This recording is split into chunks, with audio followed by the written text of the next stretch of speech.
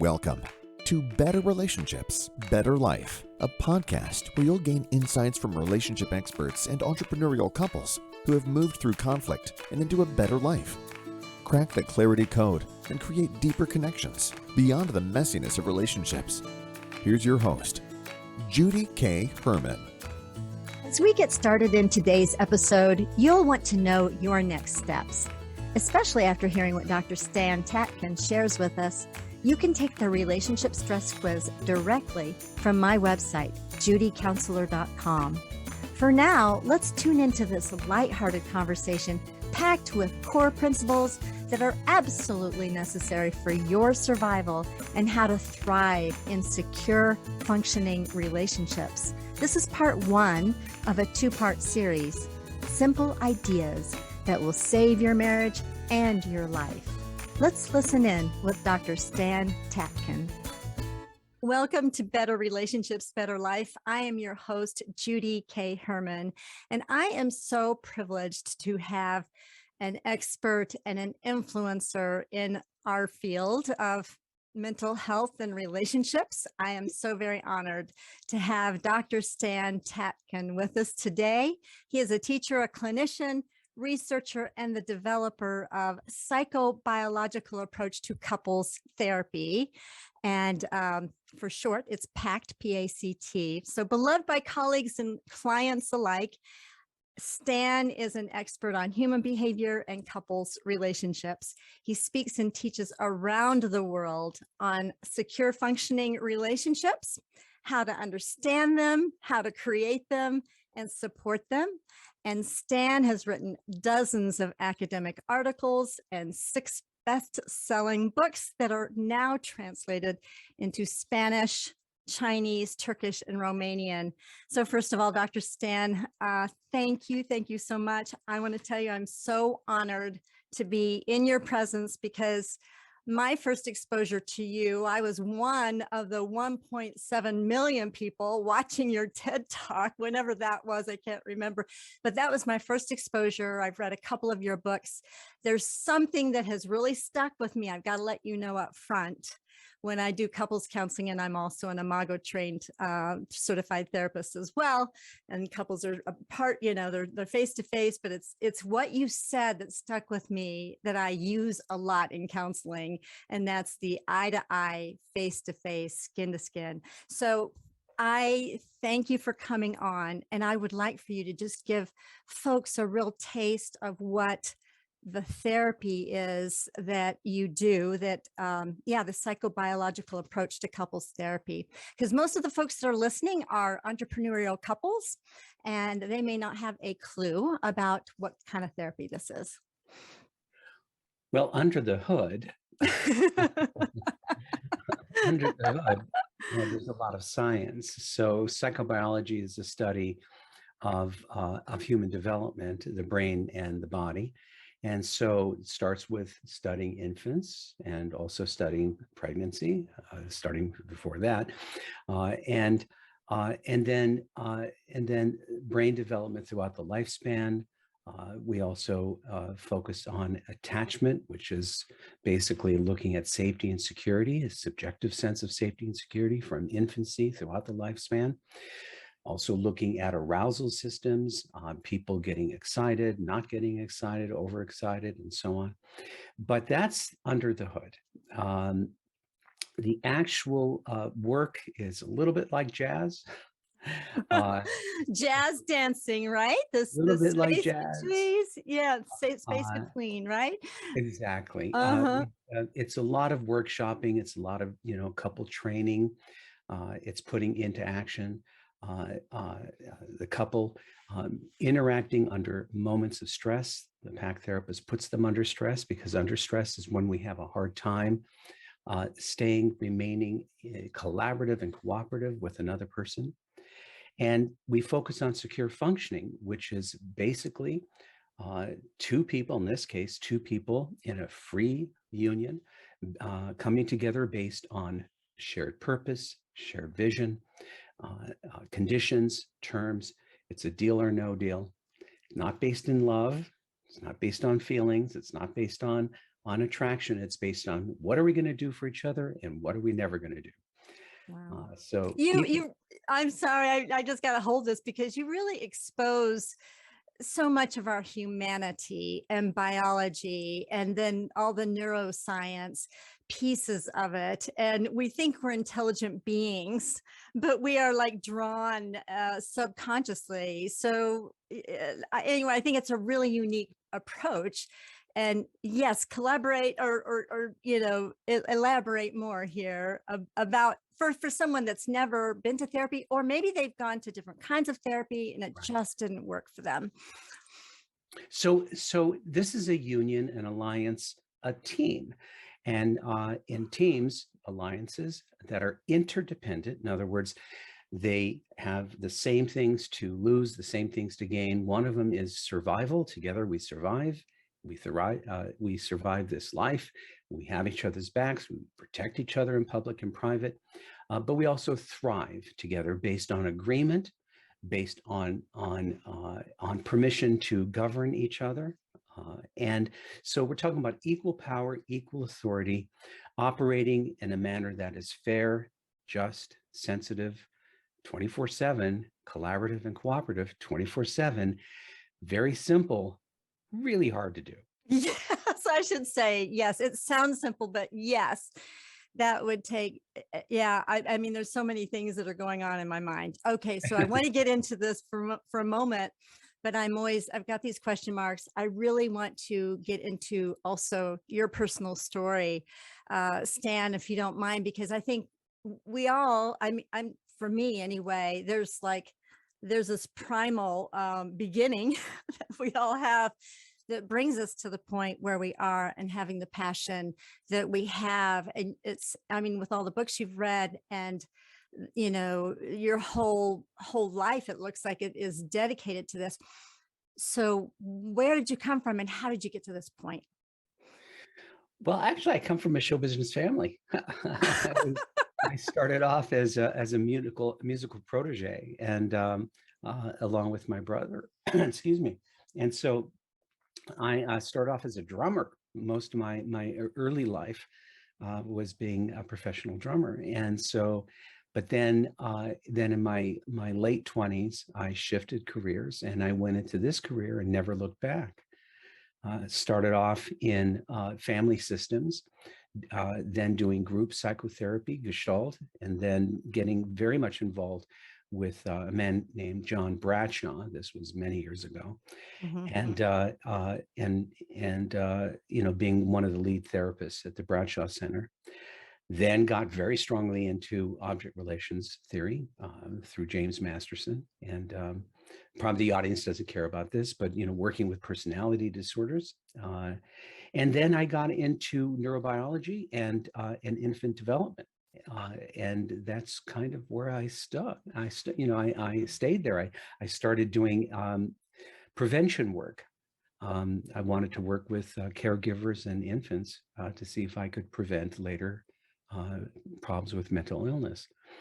And then that led to couples, which is okay. the same thing. I see that your backstory, your professional, development, but personally, what was going on with you to have you go from being a drummer to going into this field, or even going into couples therapy?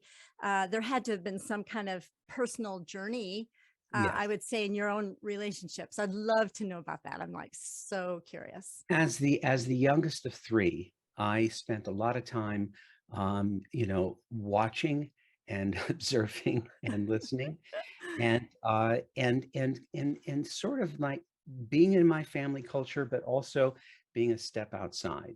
I was raised by a housekeeper. I'm Jewish and my family's Jewish, but the housekeeper that raised me is Catholic, so I would go to church with her. My parents didn't really know this, and Catholic church, every week, and say the Lord's Prayer every night. Very not Jewish, and so that gave me a bit of an outsider perspective, because by the time I came into the picture, my parents were already sort of practiced and on my poor siblings. And So you could watch what not to do or what to do, right? Based upon what your definitely siblings were watched How to Fly Under the Radar, Keep My Head Down. Oh, And so I think when I look back, this was probably always the right career path for me. I didn't know it at the time because my earliest memory was playing music. mm, So when that began to run its course, because there was family involved, and I really grew out of the whole music business, I was a little bit lost because that's all I knew to do. And so I thought I'd go back to college, went into communications, and thought I was going to become a director because that's what my professor said I should do. And how does one become a director? Well, who knows? So I took an acting class, and uh-huh. I fell into acting for a little while. Never did directing, but now in my work, I feel that at my age, music, acting, directing, theater, all of this comes into play in my work with couples. So I get now to do everything. It's really That's fascinating. I really appreciate in your books, and I've you do audio books, audio teaching. I listen to the RX yes. relationship RX, and I think it's so wonderful how you've designed it in such a way where you encourage couples to listen to it together. And I love it when you say, hey, if there's a resistant spouse, they choose not to, forget it. Can you speak to that? Because there's so many, me included, in my journey. Like, you think you can do the work of two people, Yeah. and so speak to that. I have a whole lot of questions that I want to ask you about your work, and how do you work with someone who, well, maybe I'll just stop there and let you just take off with with that. Well, in couples, it's a two-person psychological system. And so one person working on the relationship is great, but it's still the sound of one hand clapping. And so, uh, That I gotta hold that. That's the sound of one hand clapping. I get that. That's an analogy that makes so much sense. I wish somebody would have told me that a long time ago. but both people have to be on board, because in particular, when I'm trying to pitch here is an idea, a big idea that all unions, and including the romantic union, all unions since the beginning of time in a free society have been based on let's do this and let's not do that. Mm, What's in it for me? Well, I get to sleep at night. I'm not going to be hurt. My cattle's not going to be stolen. All of these things, and we can share technology and grow and prosper. Unless and until that becomes a raw deal for one or the other, um, uh, it's a good union. People get along because, again, they have the same things to gain, the same things to lose. In couples, for some reason, this is almost universal. There is no idea here that we have to start off with an idea that why we're doing this, what's our purpose, what's the mhm, point of us, mhm, where are we going and why, what are we going to do for each other that's really expensive that nobody would want to do unless they got paid a lot of money. And that's the I do this, you do this, and together we make things happen in a world that doesn't have the same agreement is never going to do that. So both people have to be on board with secure functioning, or it'll be a dictatorship or mhm. slavery. It'll be something that's too unfair, too unjust to continue very long without accruing a lot of resentment and a lot of threat, which Mm, becomes biological. mm, So anything other than this cannot work for happiness, well-being in the long run. Can't work in a family, can't work in a couple, can't work in any union without people doing bad things. mm. And it's interesting how ingrained in our society, because the couples that I work with, they don't even have a model of this. Yeah. There's not, and this power over mentality, or one of them, and I will tell you, I work with a lot of women who have resistant husbands, and they, after 30 years of marriage, they lose their identity. They don't know who they are. And it's kind of like they're orbiting around his world. But what I like about your work, Stan, is seeing that couple as equal, as basically joined at the hip, and a very foundational piece of the family system. I think that's remarkable. They have to be two leaders. It has to be two Hmm. governors, two Hmm. bosses, two generals, because I see the couple, much like in structural family systems, as the top of the food chain, the roof of the house, the center Hmm. of the universe. They are in charge of everyone and everything, and so they have to be working good as a team, or nothing else will. Hmm. The kids will suffer, work will suffer, health will suffer. So when you say joined at the hip, they're joined at the hip like any team, that there's something greater than themselves, and that is the union or the relationship, which is basically a mythology that they made up, is greater than themselves. That's what they are supporting, is their union, not themselves. Of Mm. course, they get supported through that, Let right? me ask you, I want to kind of ask you a question, if I may, simply because of your mention of that you were raised as a Jewish man, and Yes. then you had the influence of Catholicism and Catholic, and so how has your faith been integrated into your theory and even framework of your own research? Well, it's for me, it's more of a spirituality, because I didn't really get the God gene. My wife, who's Christian, did, Hmm. and so I rely on her to pray for me. But I sometimes we'll do that together. But for me, the path has been more spiritual, and there are a lot of reasons why I didn't get the God gene, and had to do with my parents. My parents weren't religious. They were the cultural type of Judaism. My sister, who recently passed, in her early 20s, became very, very religious. And so, but she, grew up in a different time than I did, with different parents than I did, in terms of, the time that they were when they had her. And Hmm. so my influences have been with many, many people who I consider to have saved my life, therapists including, analysts included, but mentors throughout my life that have influenced me, not just psychologically, but have also, led the way in terms of my intellectual growth, and my spiritual beliefs.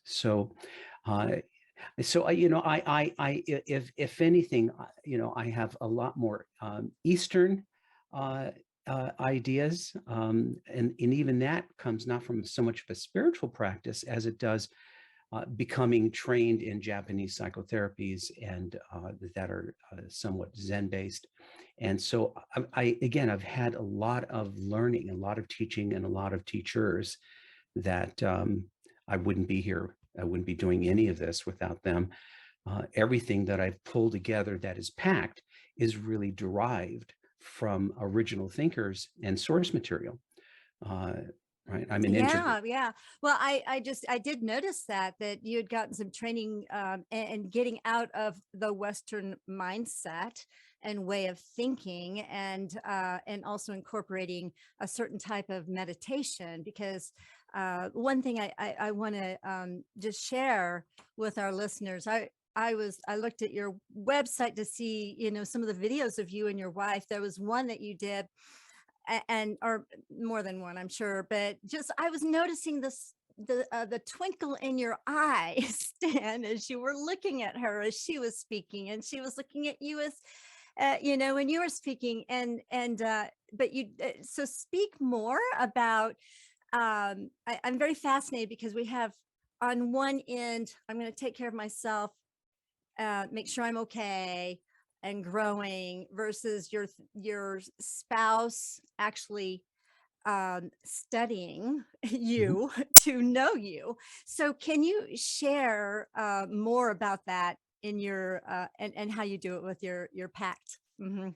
So, so Tracy and I met in junior high in seventh grade science, and I had a crush on. She never knew I did, but I had a crush on her in junior high and high school. And we didn't actually start dating until early 40s. We had both been married prior to that, and so it's hard to explain our relationship other than I'm blessed, and she might say the same. Um, we are an outstanding team. We continue to be an outstanding team. And I can say that I'm more in love with her today than I've ever been. And that's because we actually practice secure functioning, which, as did I mention, is hard. Uh, Well, yeah, I want to hold that too, because here's what I'm checking out with you, Stan, is like, are you practicing what you preach? And so when yeah. I was noticing what was going on with you and your wife, and even that being captured on the video, I'm thinking, can couples learn how to do that, even if they haven't Yes. met in junior high? And so, yeah, speak to how do you teach or show couples how to do that, how to have that sparkle in their eye Well, for each other. the sparkle in your eye, that came from my mother and my sister and my dad, and that's in our family. But the sparkle in each other's eyes for each other is a practice, and it's something that is done. What we don't understand is that behavior wags the tail of feelings, Mm, and if a relationship is feeling centered only, there will be trouble because feelings are like the weather. It mm, can be as if we're on a roller coaster. But when a relationship is purpose centered, when we decide what the right thing is to do at any given time, even though it is the hardest to do, that's when we know we're building character, and that's when we know we're guarantors for each other that we're going to get what we want, and where we're pointed. mm. It will happen regardless of how we feel, because it needs to be done. So we have a very purpose-centered relationship that is extremely feeling full, but it's not, our behavior isn't guided by our feelings. For instance, if Tracy and I, we give each other permission to go to bed angry, but we have to at least touch toes. That that is a That's golden rule. interesting. That would be yeah, that's an interesting, what do you call it? Ritual, I guess, right? It's more than a ritual. It is a must. Have to do it. Mm, Interpersonal stress will begin to erode, body systems, brain systems, because interpersonal stress is extremely corrosive. And so, mm, to stay angry and to give the idea that the relationship may not exist mm, tomorrow, which is every human primate's existential concern. It's a very mm, primitive concern that, okay, there's a breach in the relationship, but we have to signal to each other quickly, we're okay. I may be angry with you, but we're okay. That alone is enough to calm us down and to settle those existential fears and allow us to sleep, to do our day, and so on. And so that's the minimal. But we do more mm. than that in our family. We make sure that we fix things, repair misunderstandings within 30 minutes, Yes, I'm glad you put regardless a time frame on that, because regardless of how we feel. And I got to I, tell you, it's not always easy. well, of course not. But yeah, listening to your teaching on, okay, make sure that you repair your conflicts Yeah, quickly. Well, what does quickly mean? You said 30 minutes, right? Don't let it go past 30 minutes, because everybody's brain then has a different story. right. And it's hard to do because of our pride, our hubris, the idea that we're right. And here in this model, the relationship is the center. The relationship comes first over being right. Wow, the relationship comes first over being right. There's more to come in part 2 of this series. For now, 3 things stood out to me in this episode. First, when one person is working on the relationship, it's the sound of one hand clapping. 2, just to stress the point that our relationships are designed to be purpose-centered rather than based on feelings, I love the statement, behavior wags the tail of feelings. And then 3, the relationship comes first over being right. What was your takeaway? Remember, there's more in episode 9, simple ideas that will save your marriage. It still takes 2. Until then, I'd love for you to share, subscribe, rate, and comment in the streaming platform of your choice. See you next time.